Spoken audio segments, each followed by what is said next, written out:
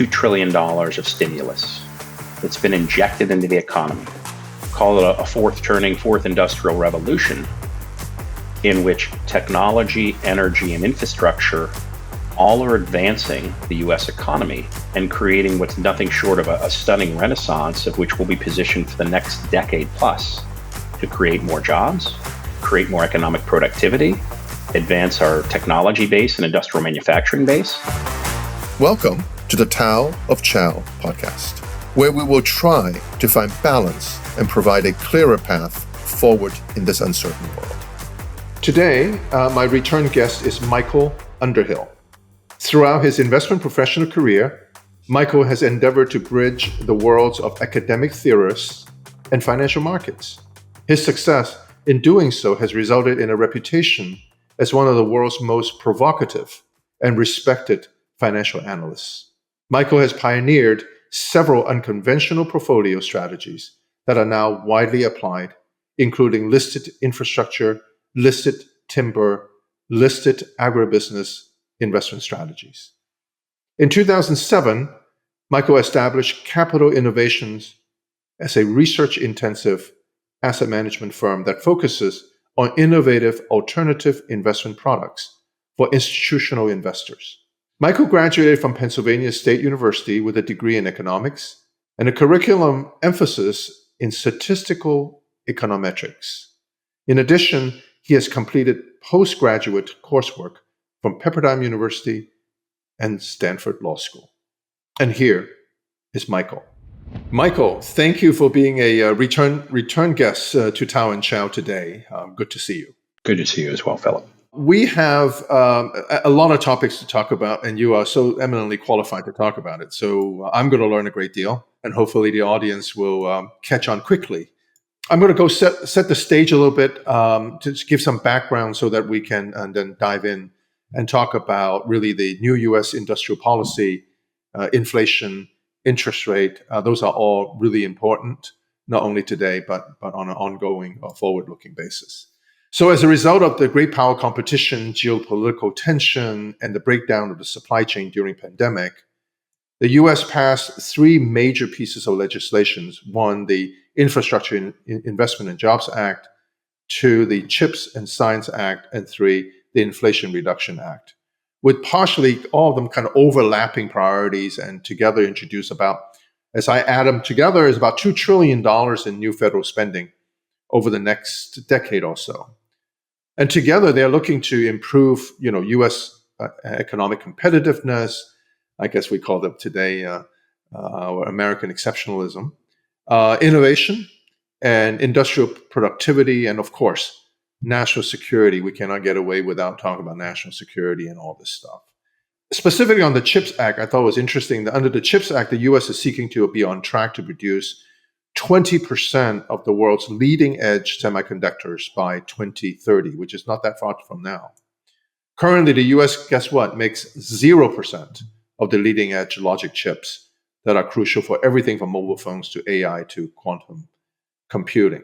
So I received these emails from Department of Commerce, and recently we have received one is Micron got $6.14 billion in commitment for its full vision program, which would be expected to create about, and they say 20,000, even if it's 10,000 is a lot, 20,000 jobs, and catalyze up to 125 billion, and even if half of that is a lot, in private capital over the next 2 decades.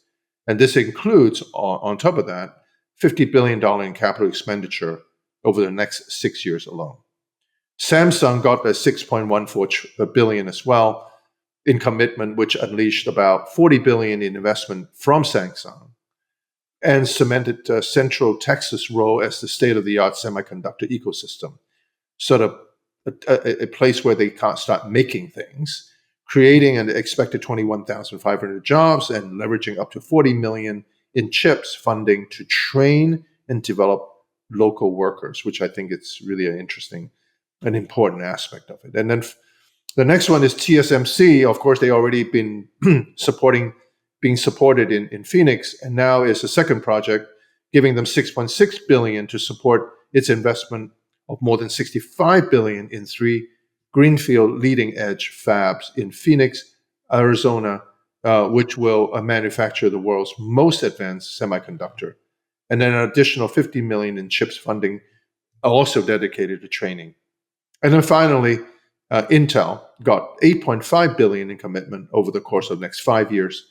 Intel is expected to make an investment of exceeding 100 billion, and it expands capacity and capabilities also in Arizona, New Mexico, Ohio, Oregon, estimated to directly create over 10,000 manufacturing jobs, a lot, and 20,000 construction jobs. I guess somebody had put these buildings up. Today, not today, but recently, according to Exelon, artificial intelligence is poised to help drive 900% jump in power demand from data centers in Chicago area alone. I know these are statistics you know very well.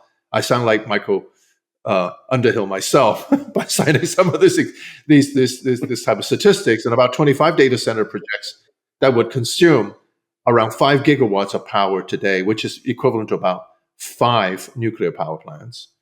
And this compared to about 400 megawatts of data center demand currently on its system. This morning, Microsoft announced that Canada's Brookfield Asset Management and Microsoft would develop a new wind solar farms, many wind solar farms, in an attempt to bring over 10.5 gigawatts, this is about 10 nuclear power plant power, of new renewable energy capacity. This agreement provides a pathway for Brookfield to deliver the new renewable energy capacity between 2026 and 2030 in the US and Europe. And the reason for all that, it is estimated the new capital will cost more than $10 billion to support the energy consumption of Microsoft. So that's the background that I'm thinking about. And Michael, being an expert investor in infrastructure and really think deeply about this globally, have you seen this type of industrial policy in the US of our recent memory or memory period? Well, Philip, I think about in the history of this country, some of the larger policy programs that have had major impacts on the US economy, its citizens, and the development of this country. Under the Eisenhower administration, if you looked at the Highway Act and their ability to build highways No. north from California to Connecticut, from Minnesota down through Texas, all the way to touching Mexico, this interconnected web of highways, it did a few things. Number one, billions of dollars of fiscal stimulus injected into the economy, creating jobs, hundreds and thousands of jobs, high wage jobs, creating a healthy tax base from those workers that paid taxes. But more importantly, GDP was advanced because you saw trucking. You saw these pilot projects where people were employed, and you saw the interconnectivity through that Highway Act that actually advanced our economy. It made it more efficient. It created jobs. It created manufacturing, industrial production. And that was truly a renaissance. And when I think about present day, what's going on with $2 trillion of stimulus that's been injected into the economy, creating jobs for fab labs for semiconductors, creating jobs for construction of these facilities, there's a large the employment base is growing rapidly. You're seeing wage inflation within construction workers, technology, fab lab employees. The ability to create jobs like this, the ability to move forward another, call it a fourth industrial revolution, in which technology, energy, and infrastructure all are advancing the US economy and creating what's nothing short of a stunning renaissance, of which we'll be positioned for the next decade plus to create more jobs, create more economic productivity, advance our technology base and industrial manufacturing base. And to your point about power, energy, and artificial intelligence, all one has to do is look at the impact of AI. And presently, AI, artificial intelligence, is consuming roughly 4% of power generation in the United States. In 10 years, it'll be 43%. Imagine what it's going to be like in 20 years. Wow. It'll be closer to 70+%. To power data centers, cloud-based computing, all of these things that support our artificial intelligence, robotics, the industrial revolution, automation, Yeah. we need energy, consistent, uninterrupted energy. It's going to take gas, it's going to take solar, it's going to take wind, it's going to take nuclear, to your point. The build out of infrastructure and power generation in particular is of paramount importance in this country. And when you provide consistent, efficient energy and lower the cost of energy, that input cost directly impacts manufacturing, industrial production, and lowers your input costs, lower energy costs, lower inflation, lower cost of productions.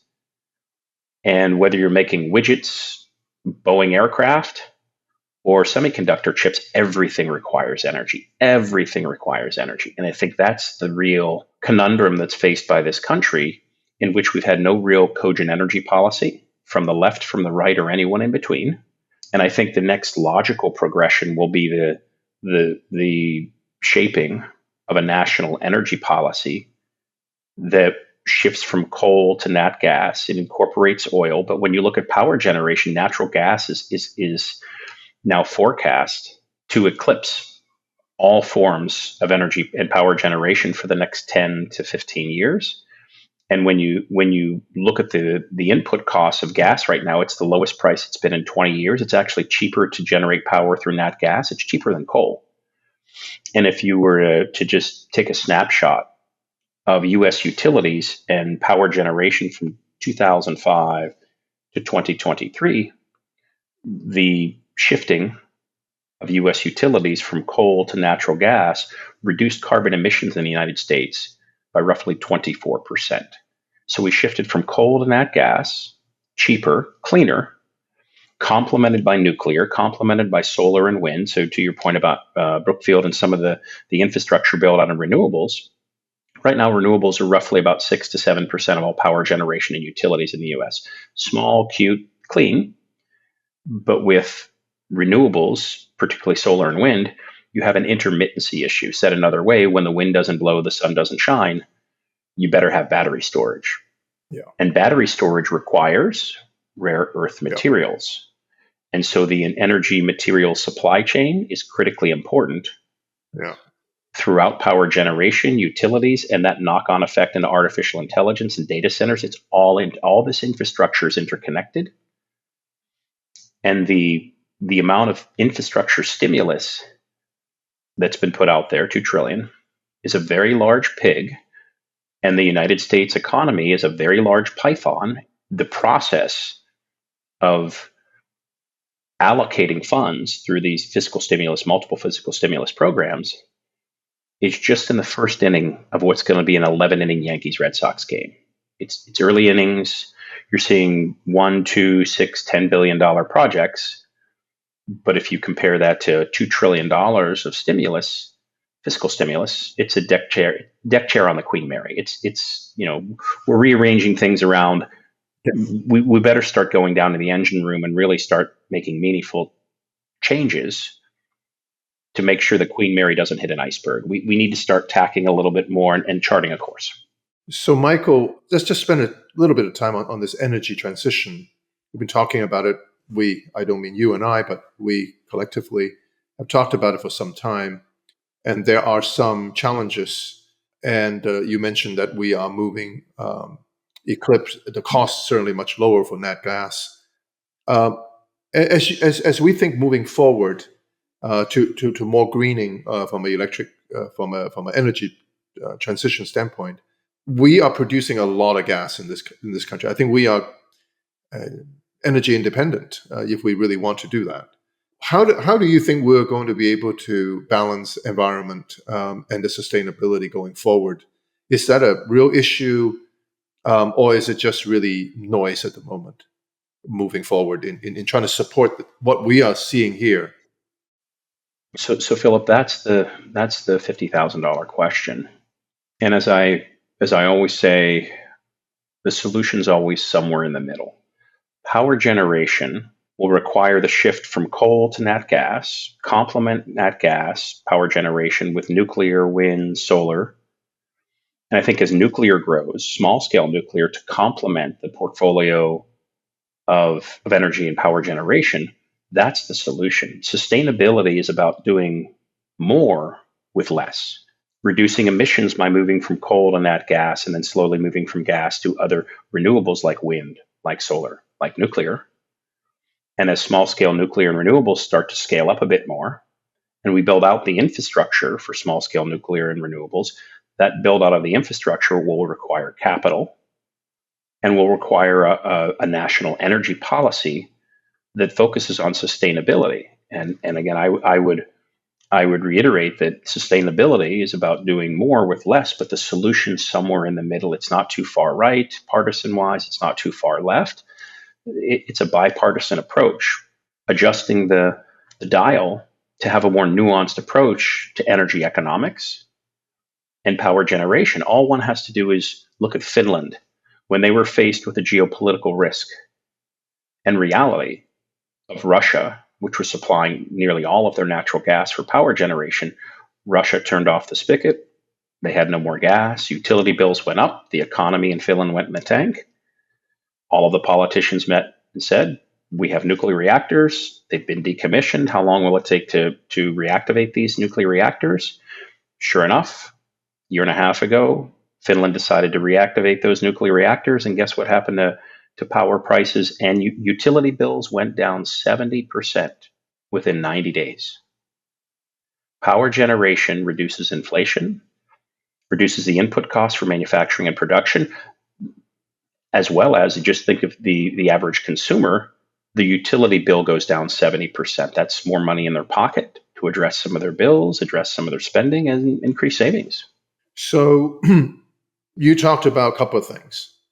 One is that from here to realizing the future, and then there is going forward thereafter. What I mean by that is we need to build all this. We need to have the right policy. We need to have agreement in Congress. We need to have the right immigration policies. We need to have energy policy. All of that is upfront cost and political capital. Once we realize that, then it's a time that we can enjoy the fruit of our labor, so to speak. Now, during this building period, a few things that I like to sort of test out and think about. And because at the end, we want to sort of get your thought on inflation, interest rate, and the path forward as you see it. Certainly, it's all based on assumptions, and we can talk about those assumptions.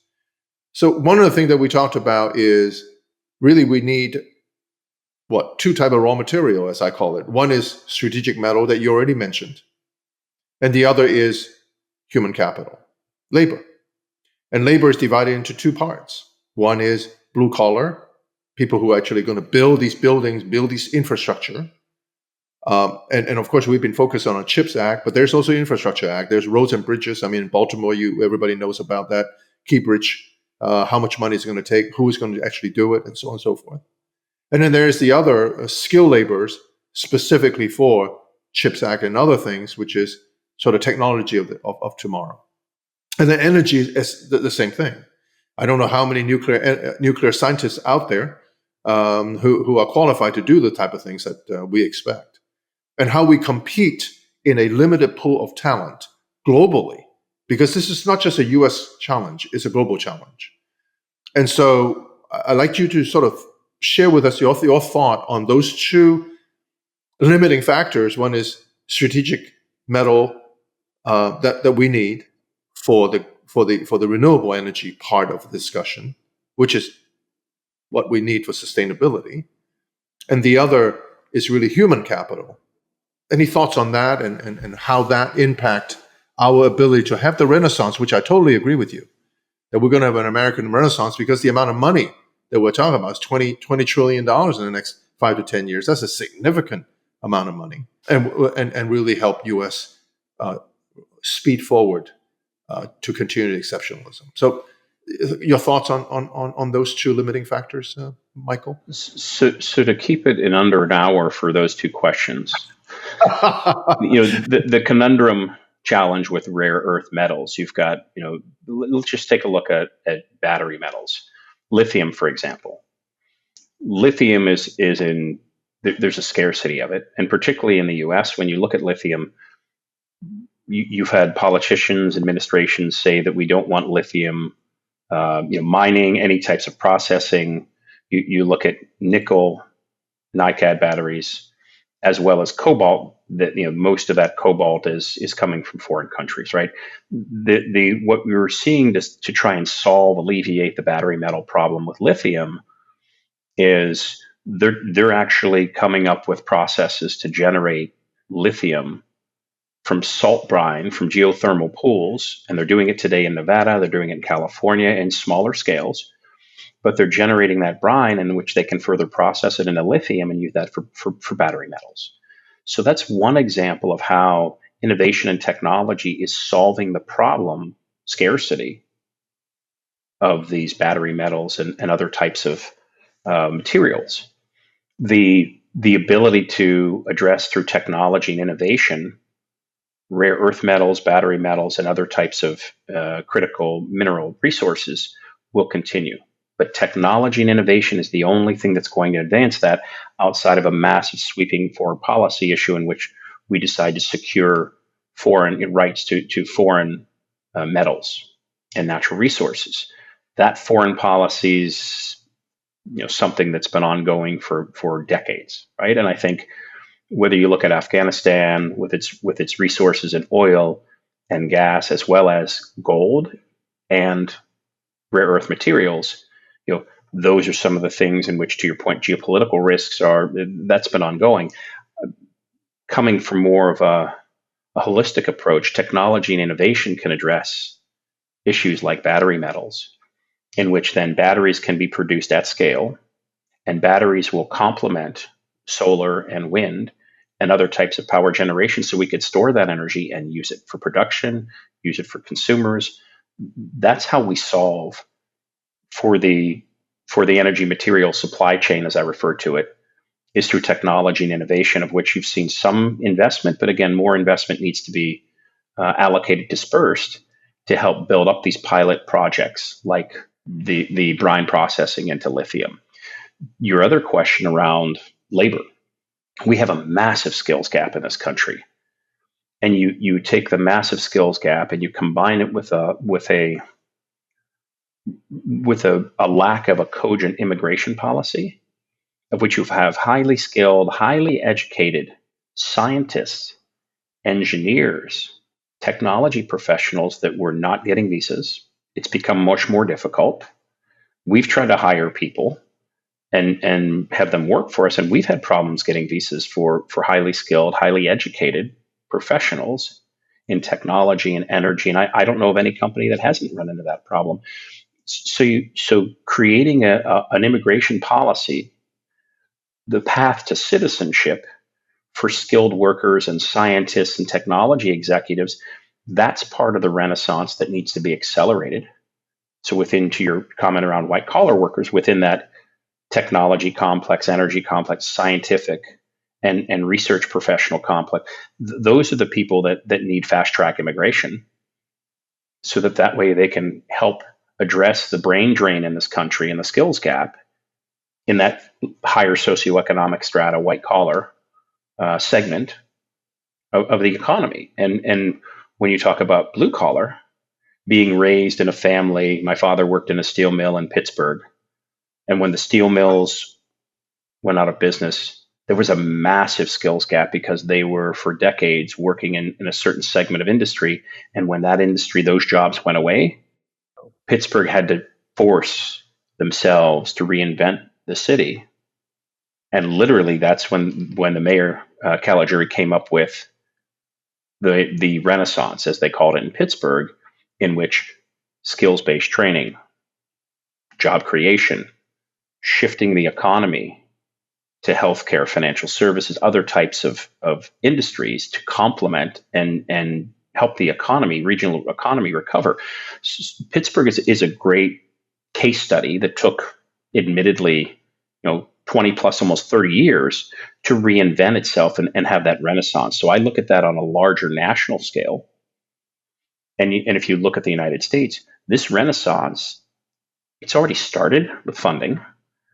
We're first inning, which as I said, it may be 11 inning Yankees Red Sox game. I think we really need to accelerate the velocity in terms of immigration, and more importantly, with blue collar workers, help them gain training through vocational and technical.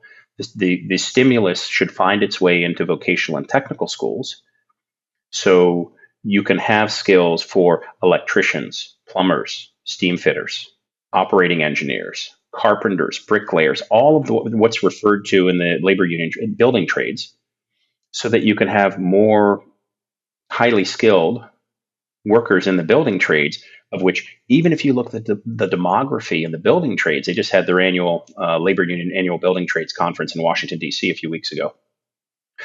The average age is 54 years old. They don't have there's a scarcity, a skill gap there where nobody's going into the building trades, and these people are retiring. So their pensions are starting to see that drawdown, and no one's funding because there's no one. The next generation of plumbers, steam fitters, carpenters, bricklayers, they're not coming into the trades. They want to go to tech, or they want to be an influencer on Instagram. They don't want to go into the building trades, of which, admittedly, when you look at the average hourly wage for the building trades, it's north of $32 an hour. These are not low wage jobs. These are high wage jobs where someone can be financially independent, support a family. And so I think addressing the blue collar workers vis-a-vis immigration policy, but also more importantly, vocational and technical school funding, that type of what I refer to as social infrastructure, education, schools, will help advance the economy. And if you ask any economist, any investor, education is the single best ROI you can invest in. And skills-based education of vocational and technical college, that training is critically important to the advancement and the renaissance in this country. So I totally agree. I think there's lots of challenges. And so I agree with that. I think that we are having a challenge of how we define education.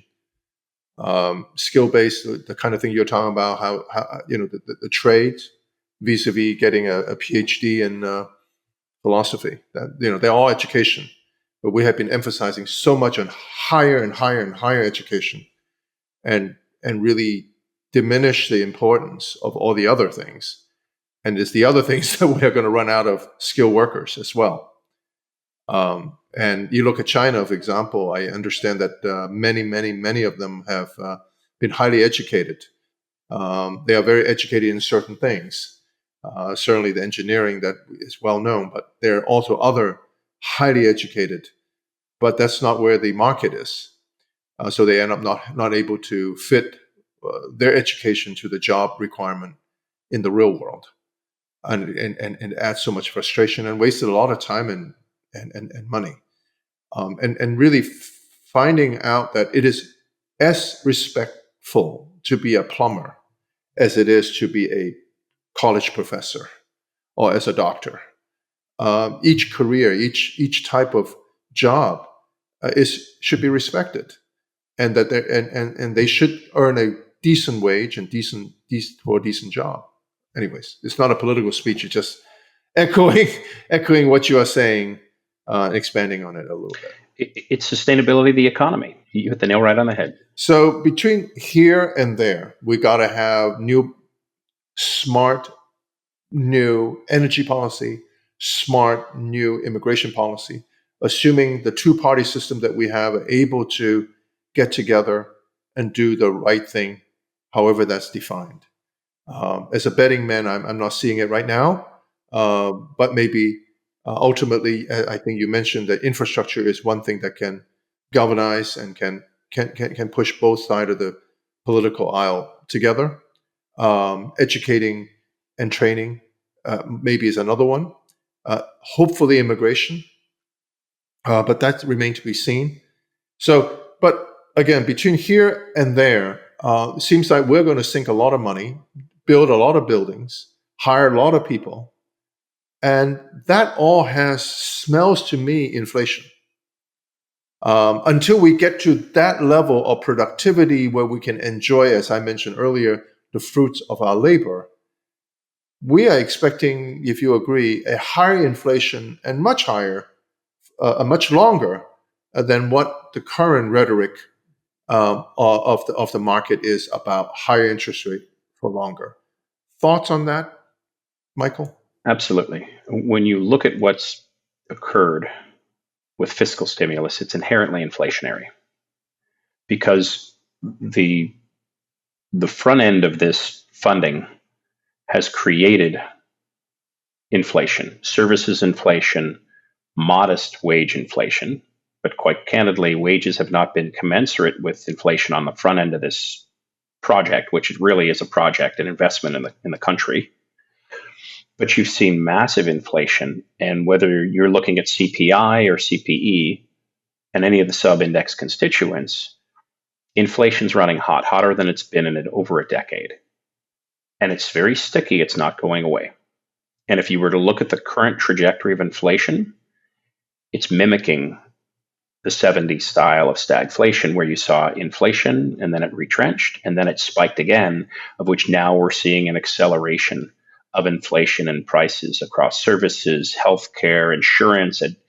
It's across a series of metrics, as well as food inflation is not inconsequential. Square that with consumer spending has been robust, but it's been robust because they're paying more for the same food, same services, same. I'll give you a little data point here. Car insurance is up 22% in the last 12 months. If you haven't checked your bill, you're going to be getting a new one. And guess what? The bad news is it's going up. And when you look at energy costs, those have been going up. Anywhere you see inflation has been multifaceted and massively impacting the consumer. And you've seen it exhibit itself, rear its ugly head with credit card spending. You're seeing delays of payments, and you're starting to see the consumer is struggling with inflation.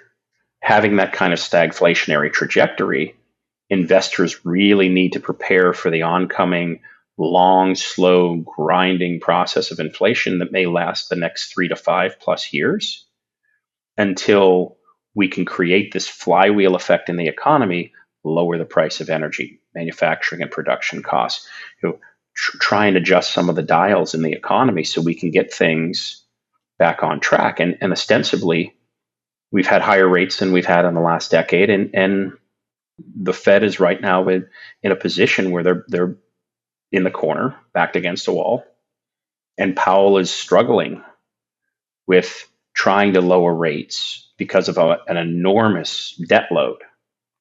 And the debt service for this country is just a multi-trillion-dollar, multi-headed hydra.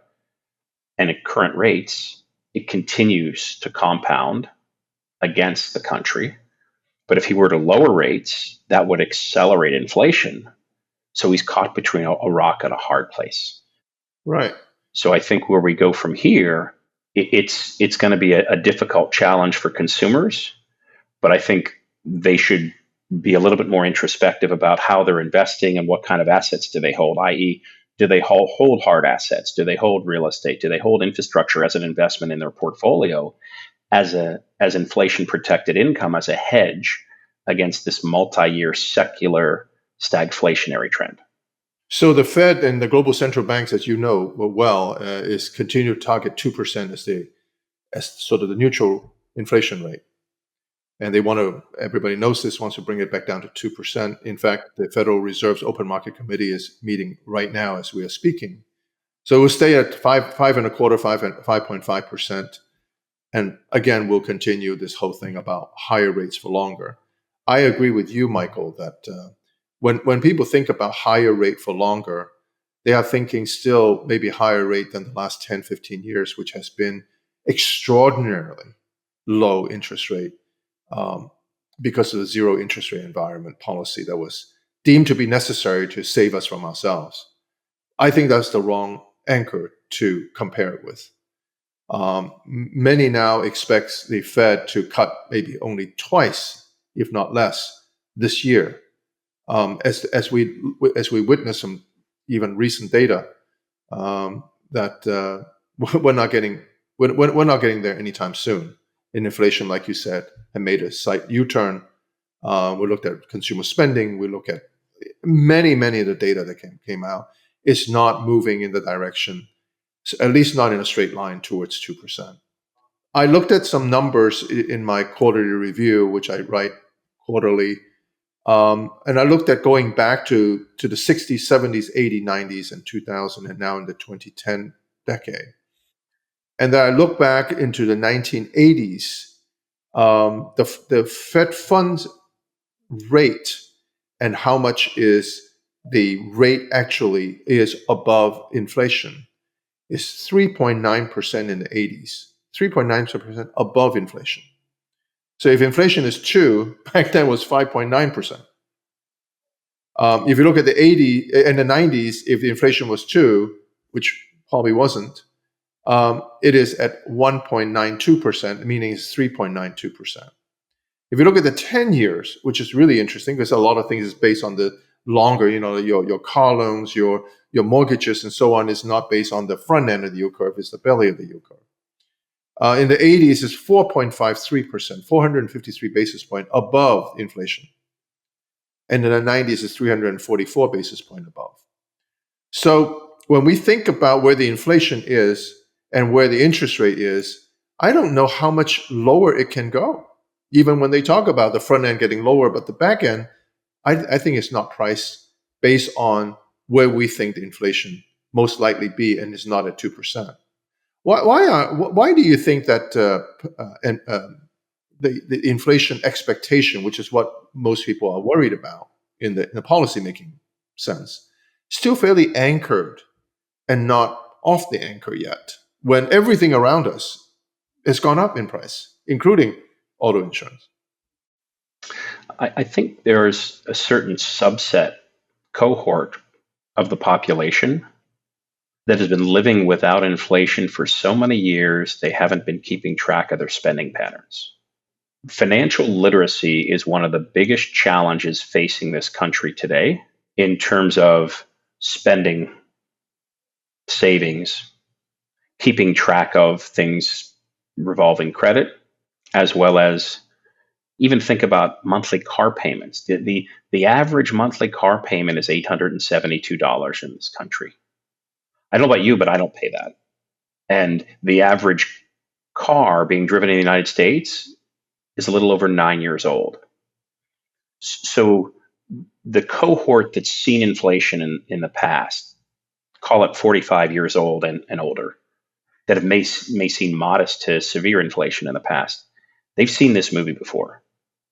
They're hunkering down, they're saving, their spending patterns, they're reining in their spending patterns. Think about going to Costco, going to Sam's Club, running their P&L for their personal ledger, trying to find ways to reduce their spending or manage it and minimize the impact of inflation across food and services and all these different things. But forgive me for saying this, I guess this would be the grumpy old economist in me, right? Because I'm clearly older than 45. If you see that sub 45-year-old cohort, they've never lived through inflation. And they've seen zero rates for such a long time, a decade to someone that's 45 years old or younger. I mean, that's a major portion of their life. So they've never really seen inflation rear its ugly head, and they're just starting to see it come up. The old saying, it's never a crisis until it ends up on your doorstep. Well, it's starting to end up on their doorstep when they're paying $18 for a cheeseburger, fries, and a Coke at Burger King or McDonald's, right? And I look at that. Yeah. You start to see that hitting their personal balance sheet, and then they're starting to say, whoa, maybe I should be eating food at home. And then they're faced with the next big challenge, that food at home prices, if you look at the metric food, it's called food away from home or food at home, those two inflation metrics, food at home is now starting to accelerate as they change their preferences to eating at home, going out and buying food and preparing it at home, as opposed to just pushing a button on your phone, doing DoorDash, paying a 25 to 30% tip to someone who delivered your $18 burger, fries, and Coke. And I think the impact of inflation is just starting to be felt by that younger cohort, that they're starting to understand that there is there are implications to your spending policy. But I think that all goes back to that financial literacy concept, in which there's a big crisis in this country. It's financial literacy. We don't teach it in schools. I personally started a financial literacy foundation. It's been around for 10 years. And we try and educate, starting in eighth grade, basic financial literacy, spending patterns, credit card, credit score calculation. It even goes as far as your career path. Do you choose to go to college? Do you choose to go to the building trades? What's the liability in which you choose to go to college? And that $200,000 to $300,000 bill you're going to get for a college degree, and are you going to get it in STEM, science, technology, engineering, mathematics, medicine, law, pre-med, pre-law?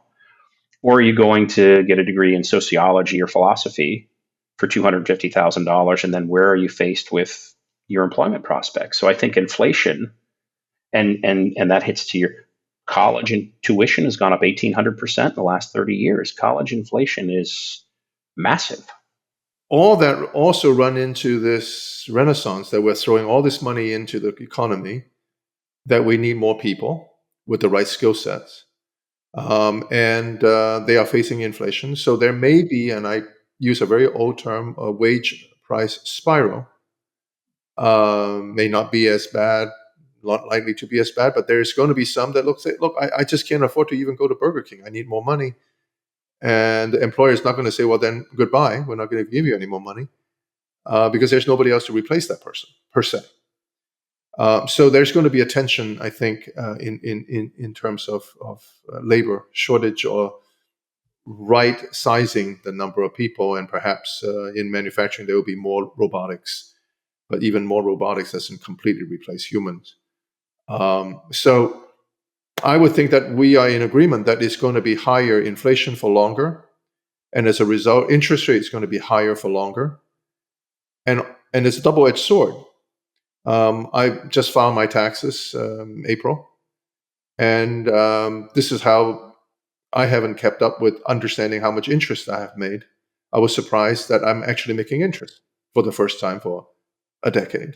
Uncle gets a piece of it, but nonetheless, I feel that, oh wow, that's nice. I looked around and my house is worth a little bit more than I anticipated. Wow, I feel a little wealthier too. So on some level, there is a slight wealth effect.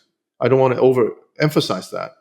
That the people who are asset owners, who have been savers, who have been allocating properly, are actually better off today than those who have not, or who are not able to be asset owners. And to your point, I think real assets is going to be, again, front and center in light of our conversation about what U.S. has to do, wants to do, is doing for the next 10 years. But just wrapping up on this, what do you see globally? I mean, China is obviously doing its infrastructure for years, that kind of infrastructure, but now they are much more into just technology infrastructure, which is what we're doing, chips and so on. What about Europe? What about other continents? What are you seeing out there? And are they really good enough to compete with the US or not? So what I'm seeing, traveling globally, making investments globally, is in the EU. They've seen, viewed from across the pond, as they say, this $2 trillion worth of infrastructure stimulus, CHIPS Act, Infrastructure Investment and Jobs Act, Inflation Reduction Act. And the EU community got together and said, hey, we want what they have. Yeah. And so the EU has actually recently, in the last year, implemented their own version of the Inflation Reduction Act and the Infrastructure Investment and Jobs Act, because they have a couple challenges. Subpar economic data across the EU. They have energy security issues, in particular in the EU, where they were relying on Russia for natural gas. That spigot has been cut off.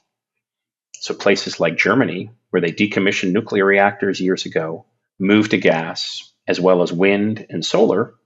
Now the gas has been cut off.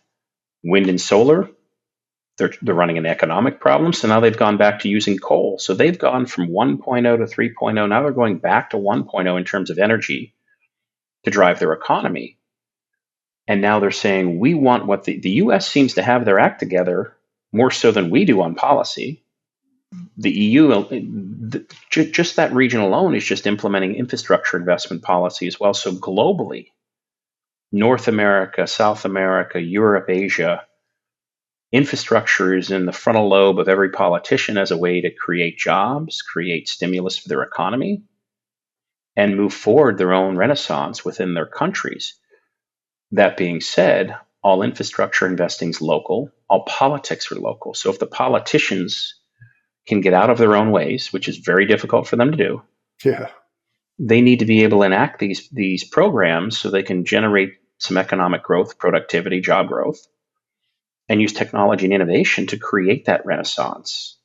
Michael, do you see a competition between the different poles helping third world countries, we used to call them third world country, or the global south, in providing them the kind of infrastructure development? I don't mean just road and bridges and trains, which China had dominated, but the type of new infrastructure you are talking about, energy transition and so on, where we are competing with the China of the world to gain influence and to help them to be more independent.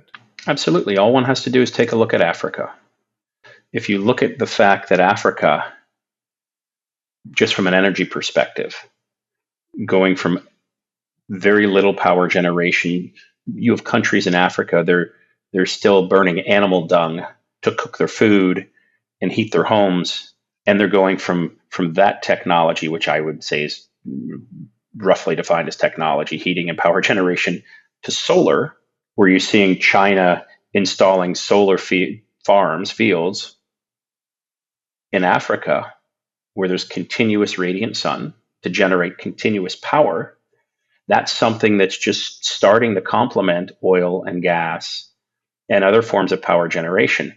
The other thing that's not inconsequential is large-scale hydro. In an area, if you look at Africa and you look at the massive waterways in Africa, China has implemented hydroelectric facilities. They've invested in and created, along with governments, hydroelectric facilities for continuous power generation in Africa. And I think when you look at investments like that, there's an opportunity for forward progress. But again, the fiscal discipline of those local governments in Africa, they need to stay middle of the road with their policy, fiscally prudent, and make sure that they maintain the operations and the financial balance within their own countries, which again, all infrastructure investing is local, all projects are local, and politics are local. So, Michael, I think that our hour of the 26 hour that we need to go through into more depth, it's coming to an end.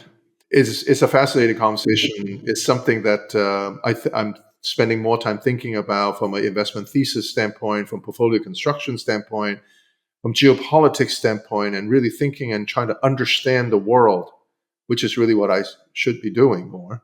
And on a selfish standpoint, inflation affects all of us. No matter you have money, you don't have money, it costs more money. And it's going to cost us more money for much longer. And so it's been just fantastic hearing your thoughts. We don't spend enough time together, and so I appreciate that you dedicating this time for me to learn about what you are doing and what you are thinking. And I look forward to spending more time in the future if you allow. I look forward to it as well, Phil. This is always a pleasure to have this kind of conversation with you. Thank you, Michael. You can always find more episodes by visiting philipchao.us/podcast or find us on your favorite podcast app. You can always leave us feedback, ask questions, or request a topic for us to discuss by sending an email to pc@philipchao.us. Views expressed in the Tao of Chao podcast are individual opinions, and they do not represent the employers of each guest or the firm each guest is associated. Our podcasts are for educational and informational purposes only and should not be deemed or viewed as investment advice or recommendations. Please consult your personal financial advisor, investment expert, or investment fiduciary before taking any actions about your plan and investments.